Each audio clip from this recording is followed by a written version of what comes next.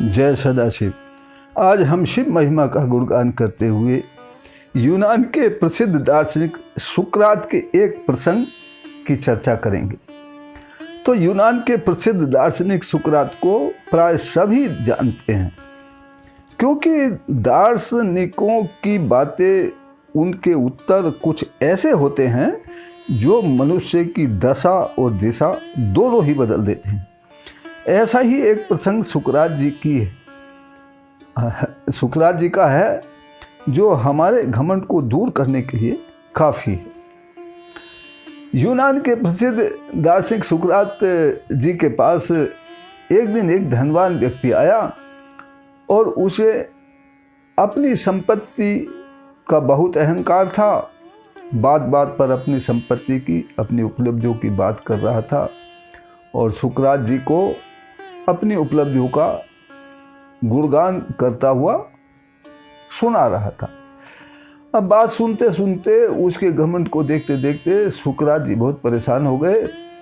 तो उन्होंने उस व्यक्ति से दीवार पर टंगे हुए नक्शे की ओर, मानचित्र की ओर इशारा करते हुए कहा कि आप बताइए, इसमें हमारा यूनान कहाँ है। धनवान व्यक्ति ने पेंसिल पकड़ी और उसकी नोक से टिकाते हुए नक्शे पर सुकरात जी से कहा कि ये हमारा यूनान देश है।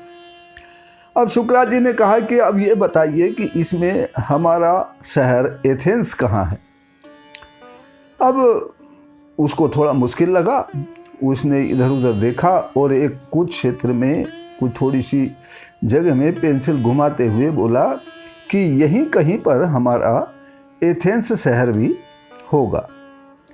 अब सुकरात जी ने कहा, अच्छा चलिए मान लिया इस जगह पर होगा, तो इस एथेंस शहर में आपका जो आलीशान मकान है वो कहाँ है, आप प्लीज़ दिखाएं। अब ऐसा सुनकर वो अमीर व्यक्ति सकपक आ गया।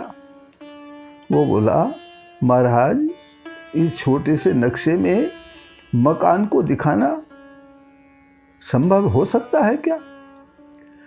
तब सुकरात जी ने मुस्कुराए और उनसे मुस्कुराते हुए उसको समझाया कि जब इस छोटे से नक्शे में आपका इतना बड़ा आलीशान मकान नहीं दिखाया जा सकता, तो इस विशाल ब्रह्मांड में तुम्हारे अस्तित्व क्या है, तुम्हारे मकान का अस्तित्व ही क्या है।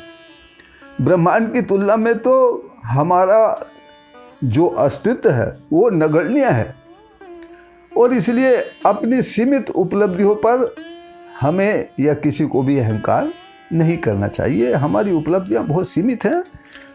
तो इससे हमें ये ज्ञान मिलता है, सुकरात जी के इस तरह के उत्तर से हमें ज्ञान मिलता है कि हमें चाहिए कि हम अपनी उपलब्धियों को गिनाने की बजाय उस परम पिता परमात्मा की उपलब्धियों को गिनाएं। उन्होंने हमको जो उपलब्ध कराई हैं उनका गुणगान करना चाहिए। यही सत्पुरुषों का कार्य है। परम पिता परमात्मा हमें किसी भी घमंड से दूर रहने की शक्ति प्रदान करें। तो इसी प्रार्थना के साथ फिर मिलते हैं अगली वीडियो में। तब तक के लिए जय सदाशिव।